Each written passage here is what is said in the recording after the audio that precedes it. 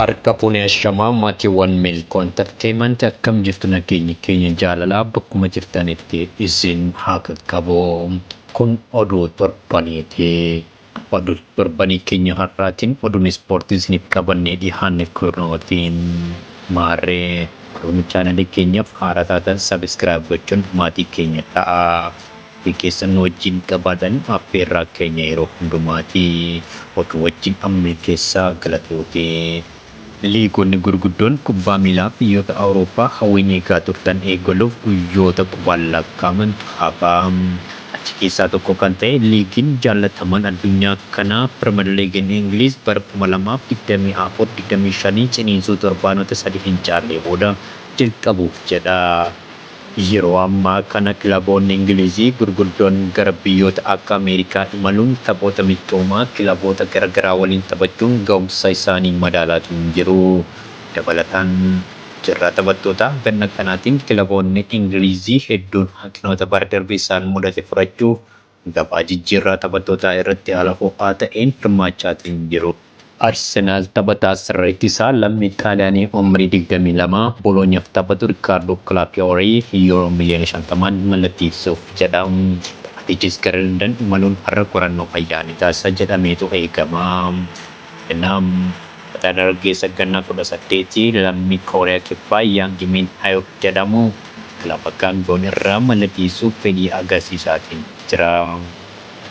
Manchester United dargaggeessa kennaa addaa umrii 18 lammii Faransaay Liliif taphatu Leenii yeroo miliyoona 50 mallatteessuu isaa ibsee oduu biraatiin taphataan sirreetti isaa Manchester United jaalatamummaa guddaa deeggartoota garee faallaa irraa argachaa ture. Haaluma beer kilabichi isa gaggeessuu mala jedhamee otoo eegamu. Ani gammadaadha. Waancaa gurguddoon Manchester waliin injifachuuf qophiidha. Barnas asumaan jira jechuun Sky Sportii himuun isaa dhaga'ame. Citiin kun erga ba'ee deeggartoonni Manchester United hirfaata guddaa keessa akka jiran mirkaneeffadheera jedha MG Broadcasting Corporation.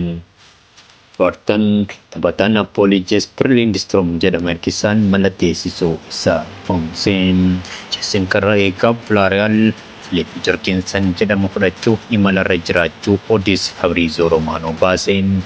Saaxilee taphataa lammii Portugal Atletico Madridiif taphatu Joao Felix fudhachuuf Aston Villaan muummachaatiin jira. Misirsi jirraa gana kanaatiin isa gurguruuf qophiidha. Giriin Joao Felix eessa akka ta'u gaaffii yeroo deebistudha. Fuulaan taphataa Tottenham Hotspur Riyaan Siseenyoo ijjiirraa bilisaatiin mallatteessisuu isaa ifoomseen. Dabalataan taphataa Arsenaal Emile Smith Rowe fudhachuuf imalarra jiraachuu isaatu barame.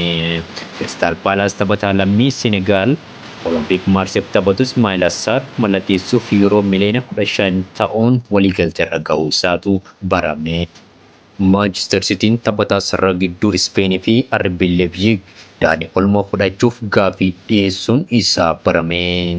Bournemouth taphataa Juventus Dian Hussein jedhamu yeroo miliyoona 18 fudhachuuf walii galuu gabaasa Fabrizio Romano ifoomsee.